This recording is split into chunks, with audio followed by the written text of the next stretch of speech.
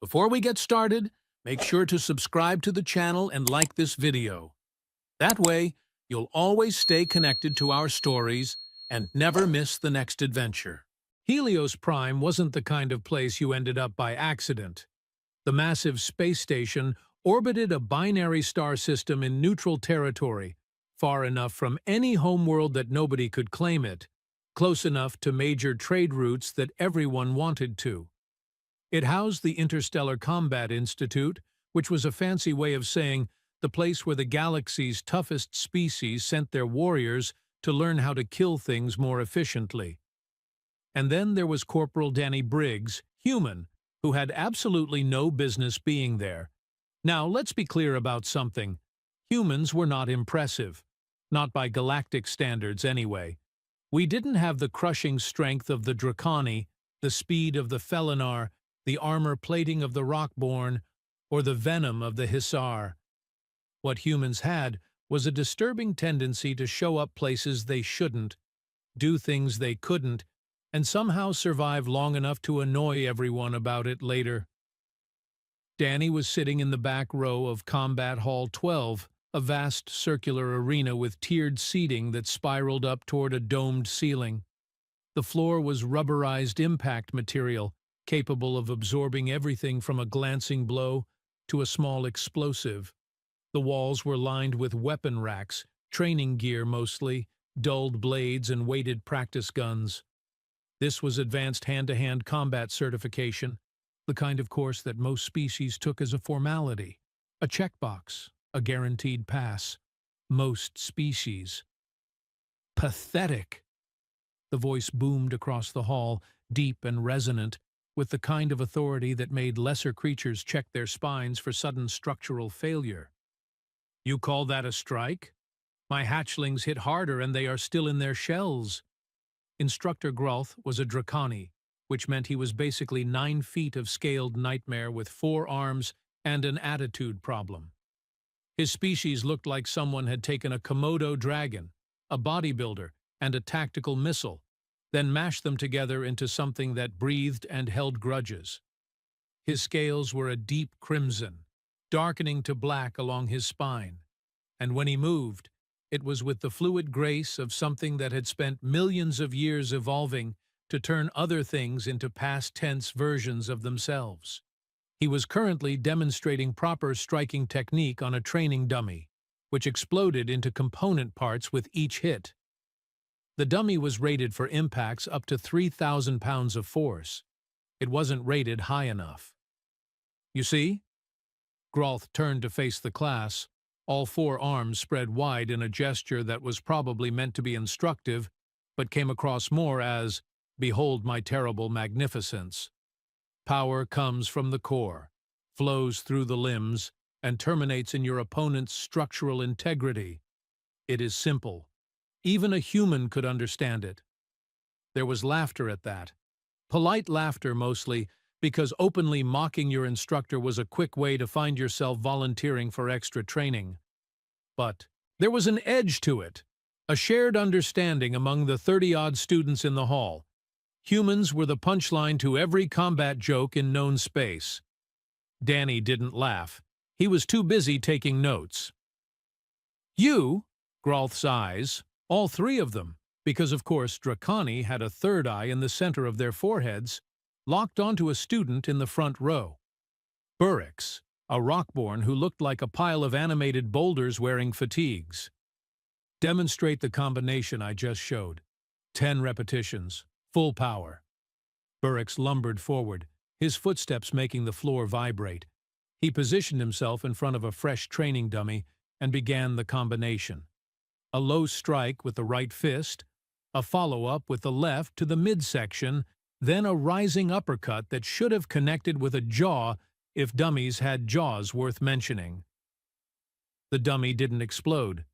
It crumpled, sure, but it was controlled destruction. Textbook form.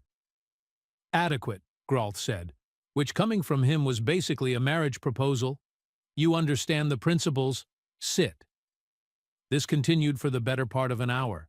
Students were called forward, demonstrated techniques, received feedback ranging from grudging approval to creative insults that questioned their evolutionary fitness.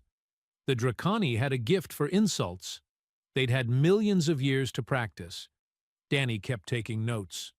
Finally, inevitably, Grolth's three-eyed gaze swung toward the back row, toward the human who'd been sitting there, quiet as death, scribbling in a datapad. "And you," Grolth said, his voice dropping into what might have been amusement or might have been the auditory equivalent of a predator licking its teeth. "Corporal Briggs, yes?" "Human.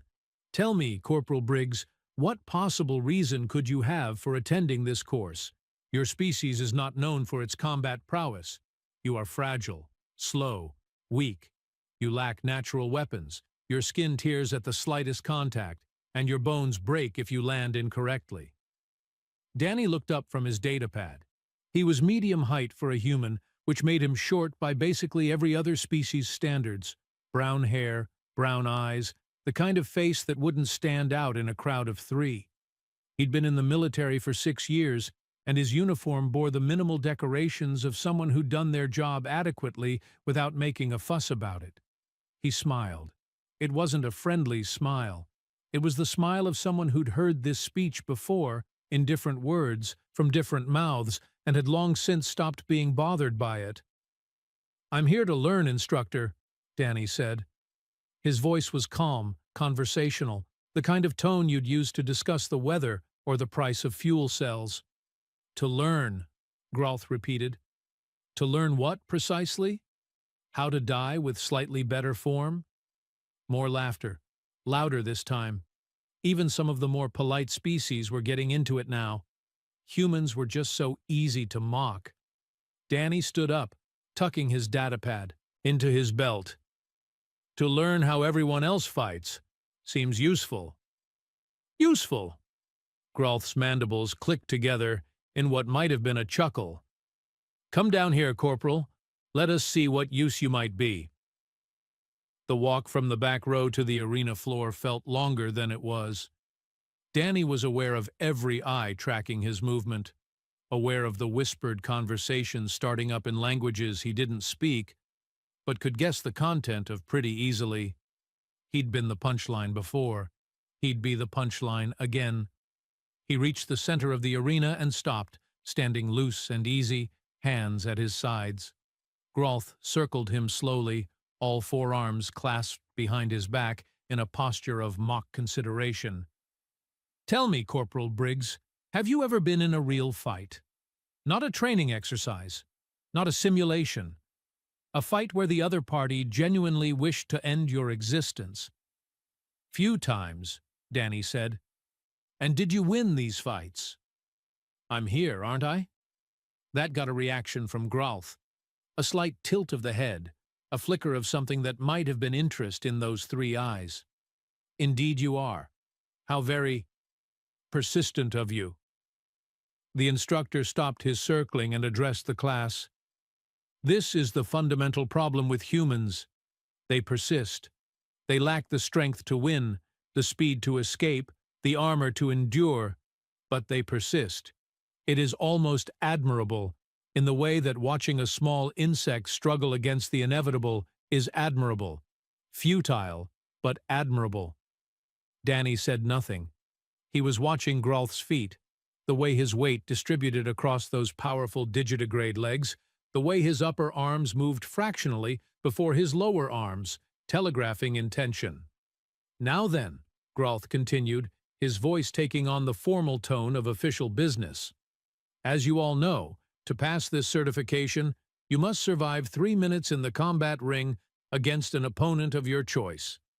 You may select any student currently enrolled in this course. You will both be equipped with standard training weapons and armor. The goal is not to win, but to demonstrate competency, tactical thinking, and the ability to avoid catastrophic structural failure for the duration of the exercise." He paused, letting that sink in. "The time limit exists because, frankly, most of you would lose extended engagements. 3 minutes is long enough to show me what you know, short enough that I can repair most of the damage afterward." Grolth turned back to Danny. So, Corporal Briggs, choose your opponent. I recommend someone close to your weight class, though I admit that limits your options considerably. Danny looked around the arena at the assembled students. Burrix, who probably outweighed him by a factor of 6. Miko, a felinar with reflexes fast enough to snatch bullets out of the air. Torin, a hissar whose species could dislocate every joint in their body and whose bite carried neurotoxin.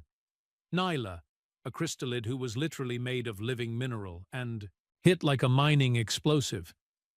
Then he looked back at Grolth. "I'll fight you, Instructor." The arena went silent.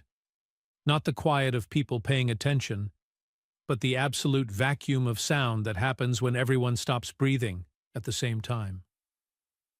Grolth blinked, a nictitating membrane sliding across each eye in sequence. "I beg your pardon?" "You said I could choose any opponent," Danny said, still in that same conversational tone. "I choose you." "Corporal Briggs," Grolth said slowly, "perhaps you misunderstand the exercise. Students fight students. I am the instructor. I observe and evaluate." "You also said to choose an opponent. You didn't specify students only." The Draconi's mandibles clicked rapidly, a sign of agitation. "The rules of the exercise are quite clear. Opponents wear training armor and use practice weapons. Instructors, should we participate in demonstrations, fight bare-handed with full contact. This is to provide proper incentive for students to take their training seriously." Danny's smile widened just slightly. "Then it's fair." And there it was. The moment when confusion became understanding, when understanding became disbelief, and disbelief became something else entirely.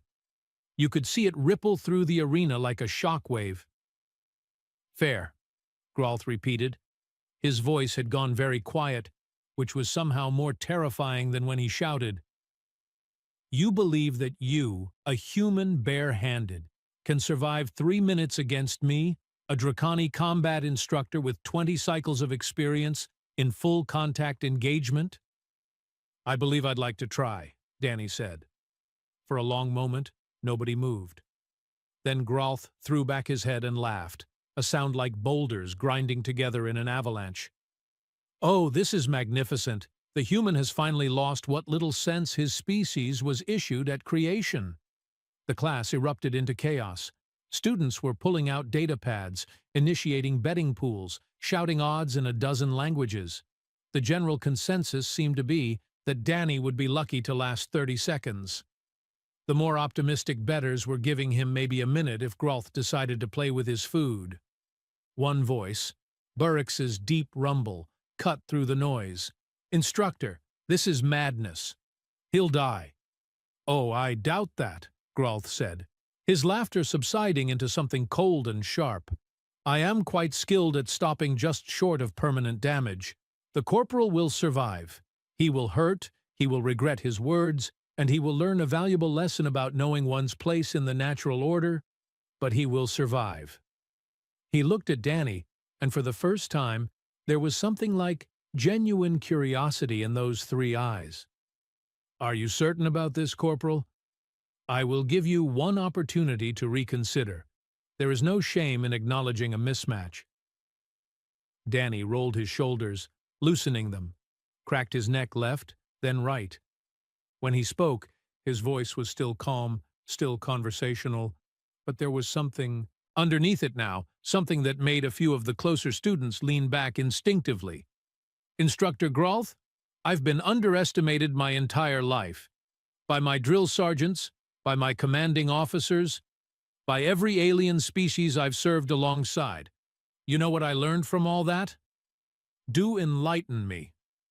I learned that being underestimated is the second best advantage you can have in a fight." Danny dropped into a loose stance, hands up but relaxed, weight on the balls of his feet. "The first best advantage is when your opponent is so sure they'll win that they forget to take you seriously until it's too late." Grolth's eyes narrowed. Then he smiled, showing rows of serrated teeth that had evolved for tearing through armored prey. "Clear the arena," he commanded. "Everyone to the observation seats.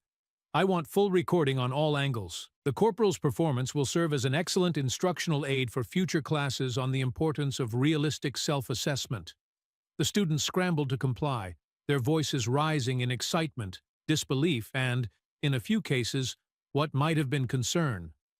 Within minutes, the arena floor was empty except for two figures: a 9-foot Draconi who'd fought in wars across half the galaxy, and a human who had no business being there at all. Grolth walked to his corner of the ring, rolling all 4 shoulders, his scales rippling with the movement of muscle underneath. 3 minutes, Corporal Briggs. The timer begins when you're ready." Danny took a deep breath, let it out slowly. In his head, he was running calculations: reach differential, reaction time, scale density, joint articulation patterns, things he'd been noting since the moment he walked into this class 5 weeks ago. "One question, Instructor," Danny said. "When I last 3 minutes, do I pass the course?" "When you last 3 minutes," Grolth said, his voice rich with amusement, "I will personally recommend you for advanced tactical training. I will write a letter of commendation. I will compose poetry about your resilience and recite it at formal functions. I'm going to hold you to that. I eagerly await the opportunity." Grolth dropped into a combat stance that made his previous demonstrations look like gentle stretching exercises. "Begin timer." A holographic display materialized above the arena. 03 Zaur. The numbers started counting down, and Corporal Danny Briggs, human, fragile, and weak, and entirely out of his depth by every measurable standard, smiled like he knew something the rest of the galaxy didn't, which, as it turned out, he did. Grolth moved first, which was the smart play. In any fight, especially a mismatched one, you want to establish dominance early. Make them scared. Make them reactive. Make them yours.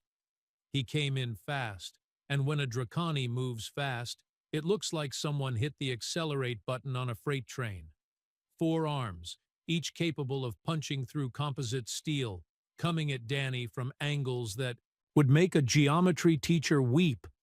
Danny wasn't there when the strikes landed.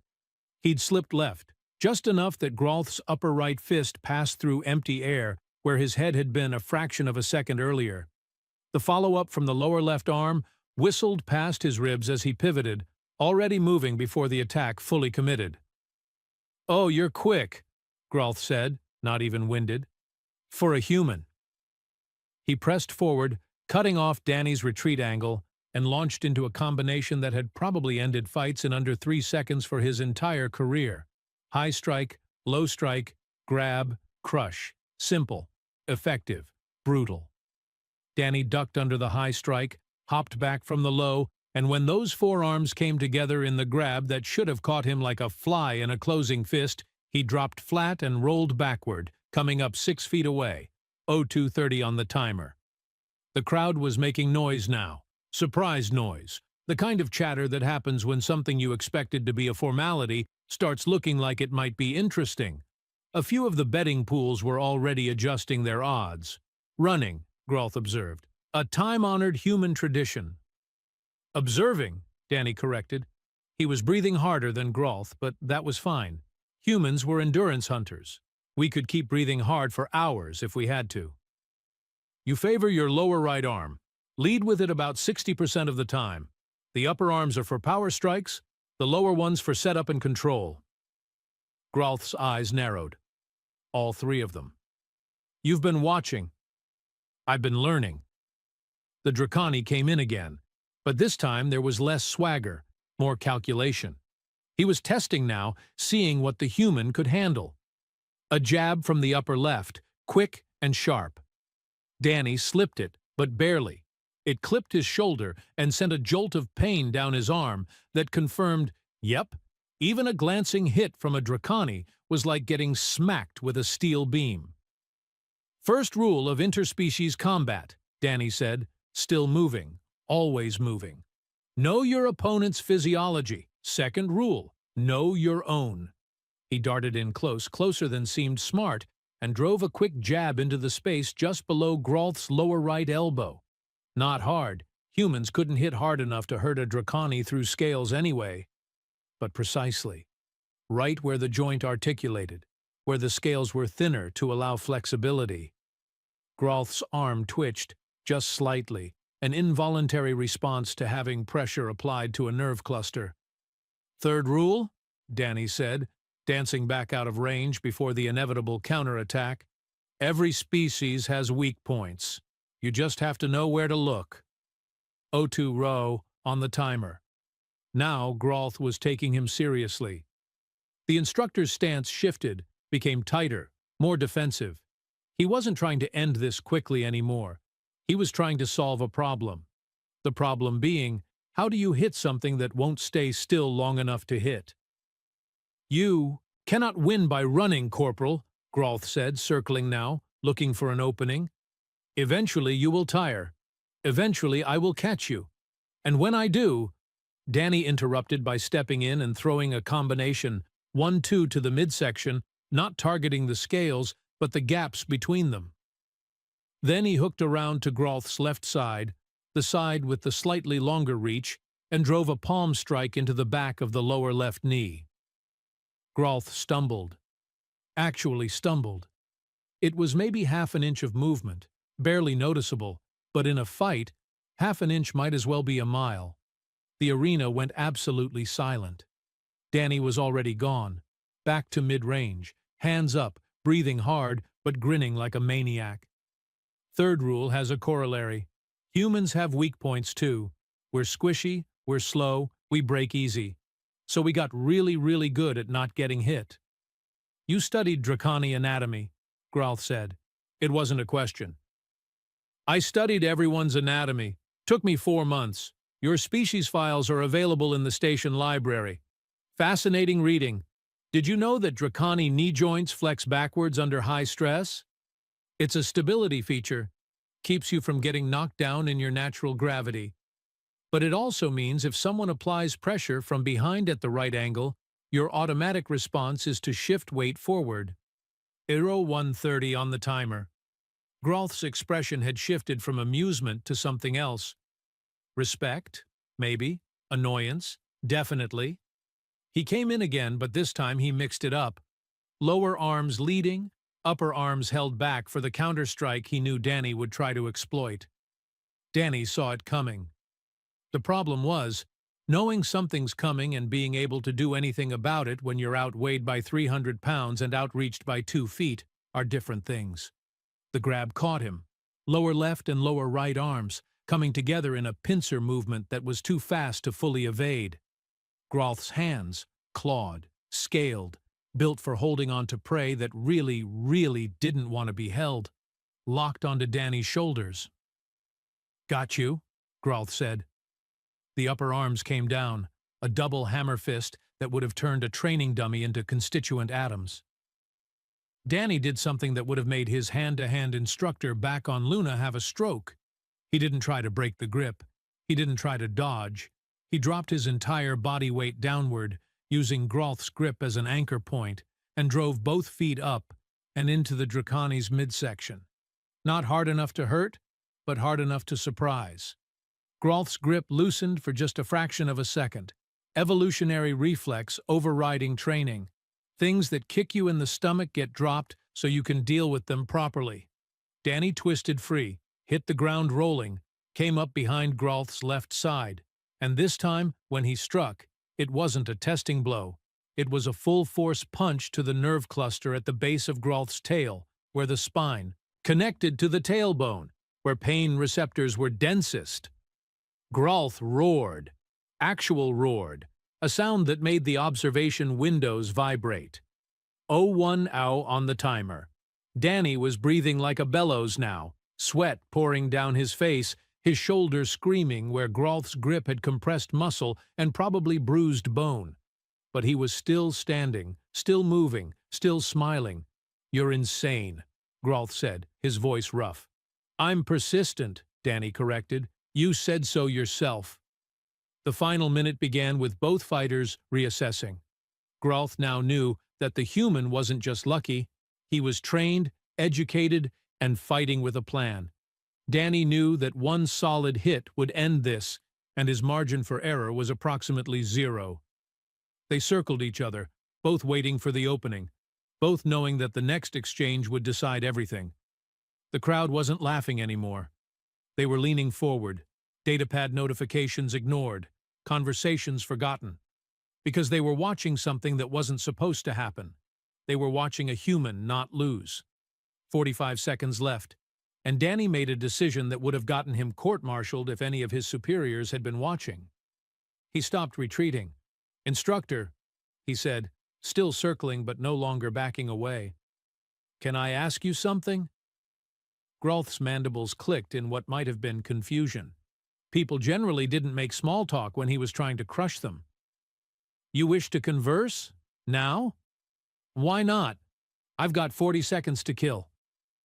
Danny feinted left, and when Grolth shifted to compensate, Danny didn't exploit it. He just kept talking. "How many humans have you trained?" "In my 20 cycles as an instructor." Grolth moved in, testing with a quick jab that Danny swayed away from. "Perhaps 30. All failed this course." "How many made it past 2 minutes against any opponent?" "None." "So I'm the first." That made Grolth pause just for a heartbeat. "You are technically correct. Then I'm already the best human fighter you've ever trained." Danny grinned, and there was something wild in it now, something that came from a species that had climbed to the top of their food chain, not through strength or speed, but through sheer, bloody-minded refusal to quit.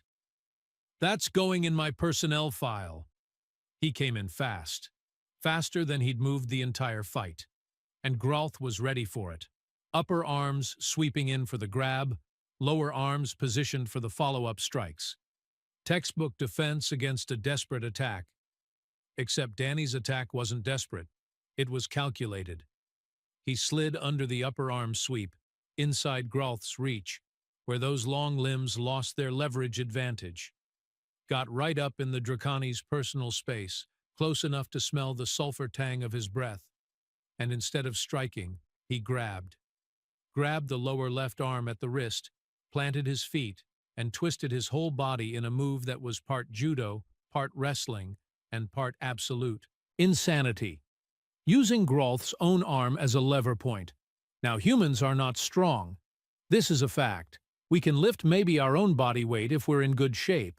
We can't compete with species that evolved in higher gravity or with natural weapons. But we have one advantage that a lot of people forget about. We're really, really good at using leverage. Give a human a fulcrum and a long enough lever, and we'll move worlds. Or in this case, a very surprised Draconi instructor. Grolth went down. Not hard, not flat on his back. Danny didn't have that kind of mass, but he went to one knee, off balance, 4 arms windmilling as he tried to compensate for a center of gravity that had suddenly relocated to somewhere it shouldn't be. The arena exploded. Students were on their feet, shouting in languages that ranged from impressed to utterly bewildered. The betting pools were in chaos. Someone had started a chant in Felinar that roughly translated to, "The small one bites back," 0030 on the timer. Danny didn't gloat, didn't celebrate. He was already moving, because being close to a downed Draconi was like being close to a coiled spring. You had maybe 2 seconds before all that kinetic energy found a direction, and that direction was usually toward your face. He rolled away as Grolth surged upward, and the instructor's recovery was like watching a natural disaster in fast forward. 1 second he was down, the next he was up and moving, and there was something different in his eyes now. Not anger, respect. "You know what your problem is, Corporal?" Grolth said, and he was actually breathing hard now, the first sign of exertion he'd shown all fight. "You think like prey, like something that has to survive by being clever." "That's not a problem," Danny shot back, hands up, watching for the next attack. "That's millions of years of evolution telling me to use my brain instead of my claws." "But you are not prey anymore, are you?" Grolth's voice had changed, gone from mocking to something else, something almost Instructive. Humans conquered their world, conquered their system, spread out into the galaxy. Prey does not do that. No, Danny agreed. Prey doesn't. 0:20 on the timer. So tell me, Growth came in again, but this time his movements were different, more measured, like he was demonstrating rather than fighting. What does that make you? Danny met the attack head-on, blocked a strike from the upper right. His arm went numb from the impact, but the block held, slipped past the lower left, took a glancing blow from the upper left that sent him spinning, but kept his feet. Adaptable, Danny gasped out. Humans are adaptable. Correct. Growth pressed forward, and now there was something theatrical about it, like he was working toward a conclusion. You adapt. You learn. You study your enemies and turn their strengths into weaknesses. You survive things that should kill you, and then you come back stronger. Danny ducked a combination that would have turned his ribcage into abstract art. Is there a point to this lesson, Instructor, or are you just running out the clock? Growth laughed, a genuine booming sound. The point, Corporal, is that you are teaching me as much as I am teaching you. 00:10 on the timer. The Draconi stopped attacking, just stopped, all four arms lowering, his stance shifting from combat ready to something more neutral. You have survived, Growth said. More than that, you have fought. Not with strength, you have none. Not with speed, you are adequate at best. Not with natural weapons. You have only your fragile fists and your even more fragile bones. You fought with knowledge, with preparation, with the understanding that victory is not always about dominance. Danny stood there, swaying slightly, every muscle screaming, his shoulder probably sprained, his ribs definitely bruised, but standing, still standing. Sometimes, Growth continued, his three eyes fixed on the human with something that might have been approval, victory is simply refusing to fall. 00:05 on the timer. You could still take me down, Danny said quietly. In 5 seconds, easy. Yes, Growth agreed, but I would have to try. And that, Corporal Briggs, is the difference between you and every other human I have trained. The timer hit 0. The holographic display flashed, complete. For a moment, nobody moved. Then the arena detonated into sound. Cheering, shouting, the clattering of datapads being thrown in disgust by people who'd bet against Danny. Burrix was bellowing something congratulatory in his native language. Miko was literally vibrating with excitement. Even Torin, who never showed emotion about anything, had his hood flared in what passed for Hussar surprise. Danny dropped to his knees, then to all fours, breathing like he'd just run a marathon, which, physiologically speaking, he basically had. 3 minutes of fighting was like 30 minutes of regular exercise, and he'd been fighting something that could have torn him apart at any moment. Growth walked over and extended one lower arm, offering to help him up. Danny looked at the offered hand, clawed, scaled, attached to a being that had spent the last 3 minutes trying to demonstrate his inadequacy. Then he took it. Growth hauled him to his feet with the kind of casual strength that made the whole fight seem even more absurd in retrospect. They stood there, the 9-foot Draconi and the battered human, and for a moment there was understanding. You pass, Growth said simply. The course? Everything. This course. Advanced tactical training. My personal recommendation for any combat-related assignment you wish. He paused. Also, I owe you poetry. I gave my word. Danny started laughing. It hurt. Everything hurt, but he couldn't stop. You're actually going to write poetry about this. A Draconi's word is absolute. Growth's mandibles clicked in what was definitely amusement now. Though I warn you, Draconi, poetry is traditionally quite violent. Lots of metaphors involving dismemberment. Perfect. That's exactly how I feel right now. The class was still going wild. Students clustering around the arena floor, everyone trying to talk at once. There were questions, demands for explanations, challenges being issued to other students who suddenly thought maybe they could pull off the same thing. They couldn't, of course, because they hadn't spent 4 months studying xenobiology texts in their off hours, hadn't watched every fight recording they could access, hadn't treated this course like a research project instead of a formality. Grolth raised all 4 arms, and the noise subsided. Let this be a lesson to all of you. Combat is not merely about physical superiority. The corporal demonstrated adaptability, preparation, and tactical thinking. He also demonstrated the most important trait any warrior can possess, the refusal to accept defeat before the fight has been decided. He turned to Danny. How did you know about the knee joint vulnerability? Medical journal from the Dracani Homeworld Defense Force, published about 8 cycles ago. Study on common combat injuries. Turns out your medics are very thorough about documenting weak points. Danny winced as his shoulder reminded him that it existed and was very unhappy. Also, there was an incident report from a training accident that mentioned the exact pressure point I used. Figured if it worked by accident, it might work on purpose. You, Grolth said slowly, are a devious little creature. I'm a human. We have to be.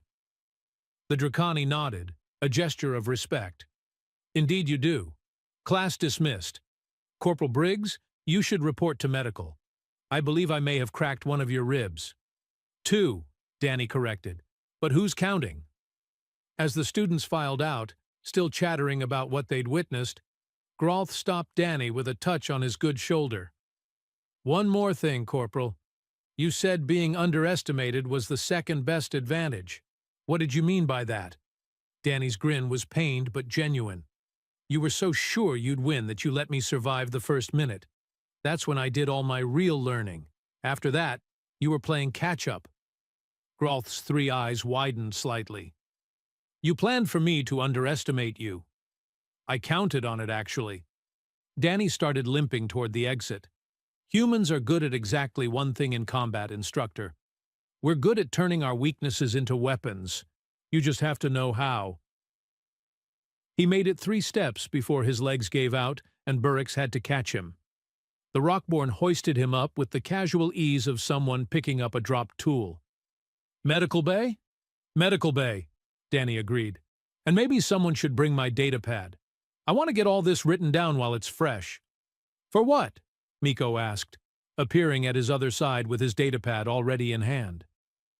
Danny's smile was the smile of someone who'd just done something impossible and knew it. For the next human who gets told they can't. The medical bay on Helios Prime was designed to handle every species in the Interstellar Combat Institute, which meant it looked less like a hospital and more like a very organized spare parts warehouse. There were tanks for aquatic species, heat lamps for reptilians, refrigeration units for ice worlders, and one corner that was just a pile of rocks with a sign that read, Rockborn Regeneration Zone, Do Not Disturb.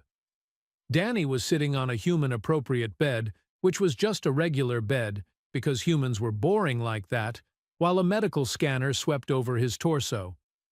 The device beeped disapprovingly at his ribs. 2 hairline fractures, the medic said. She was a crystallid named Nyla, her body composed of interlocking mineral plates that refracted light in unsettling ways. Her voice had a chiming quality, like wind through crystal caves. Extensive bruising. Your left shoulder has minor ligament damage, multiple contusions. You're lucky he was holding back. He was holding back at the end, Danny corrected.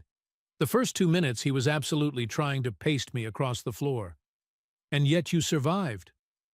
Nyla applied a dermal regenerator to his ribs, and Danny felt the immediate relief as the device began encouraging accelerated healing. I've been at this station for 6 cycles. I've treated hundreds of combat students. You're the first human to walk out of a match with Instructor Grolth without requiring reconstructive work. There's a first time for everything. Apparently. She moved to his shoulder, adjusting the settings on the regenerator. The station medical network is already circulating reports about your fight. You're trending on 3 separate data nets. Someone made a compilation video of every time you should have been hit, but weren't. It's set to music. Danny laughed, then regretted it, as his ribs reminded him they were still somewhat fractured. What kind of music? Felinar battle drums. Very dramatic. Nyla's face, or the approximation of a face in her crystalline structure, might have been smiling. You've become something of a curiosity, the human who fought a Draconi bare-handed and lived to be smug about it. I'm not smug, Danny protested. You're absolutely smug. You should be. It was impressive. She finished with the regenerator and stepped back. You'll need to avoid strenuous activity for at least 3 days while the bone knits properly. I'm prescribing pain suppressants and anti-inflammatories. Take them. Yes, ma'am. And Corporal? Nyla's voice softened slightly. Between you and me, I had money on you lasting 90 seconds. You cost me 30 credits, but it was worth it to see Groth's face when you took him down. Danny grinned. Glad I could provide entertainment value. He left medical an hour later, moving carefully but under his own power. The station corridors were busier than usual, or maybe they just seemed busier because people kept stopping to stare at him. Whispered conversations followed in his wake. A couple of Felinar students actually bowed as he passed, which was weird and also kind of flattering. The recreation deck had a bar that served beverages for 24 species. Danny headed straight for it, figuring he'd earned at least 1 drink. He'd earned 6, apparently, because that's how many were waiting for him when he arrived, courtesy of various students who'd either won big betting on him or just wanted to buy the crazy human a drink. He settled onto a stool, designed for humans, one of exactly 3 in the entire bar, and accepted a glass of something amber that probably wouldn't kill him. Room for 1 more? Groth slid onto the reinforced bench beside the bar. He'd changed out of his training uniform into something more casual, though casual for a Draconi still involved enough armored plating to stop small arms fire. Instructor, Danny said, raising his glass in a mock salute. Come to finish the job? I came to buy you a drink, actually. Groth signaled the bartender, a multi-armed creature whose species Danny couldn't identify. But I see others have beaten me to it. You could always buy the next round. I suppose I could. Groth received his own drink, something that steamed and smelled like burning metal. I've been thinking about our match. Regretting going easy on me at the end? No. Regretting that I went too hard at the beginning. Groth took a long drink, his mandibles working in thought. I wanted to humble you, to make an example, to show the class why humans have no place in advanced combat training. How'd that work out for you? I learned something instead. The Draconi turned to face him, 3 eyes meeting too. I learned that I've been teaching combat the way my instructors taught me, through dominance, through demonstration of superiority, through fear. Danny sipped his drink. It tasted like vanilla and regret. That's pretty standard for military training. Perhaps. But you didn't learn by being dominated. You learned by studying, by adapting, by treating combat as a problem to be solved rather than a contest to be won. Groth's voice carried something Danny hadn't heard before. Uncertainty. What if I've been teaching it wrong all this time? You've been teaching it right for Draconi, Danny said. For Rockborn. For most species that have natural advantages. But humans? He gestured at himself with his glass. We don't have advantages. We have workarounds. We have contingencies. We have the ability to look at something that should kill us and figure out how to kill it back. Spite, Groth said. Spite, Danny agreed. It's our most refined, natural weapon.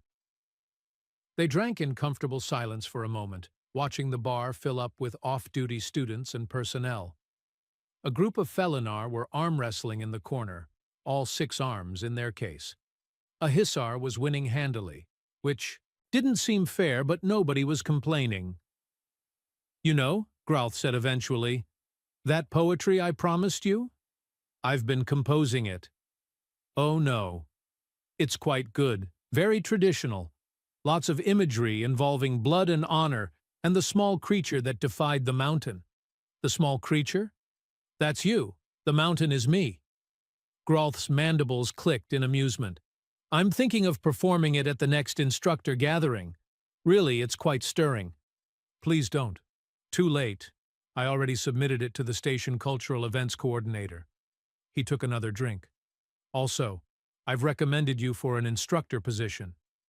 Danny nearly choked on his drink. "What?" "Assistant instructor, specializing in adaptive combat techniques for disadvantaged species." Growth's three eyes gleamed. "You proved today that there's more than one way to fight. I think you should teach others your methods." "I'm not qualified to teach." "You just defeated a Draconi combat instructor in single combat. You're overqualified."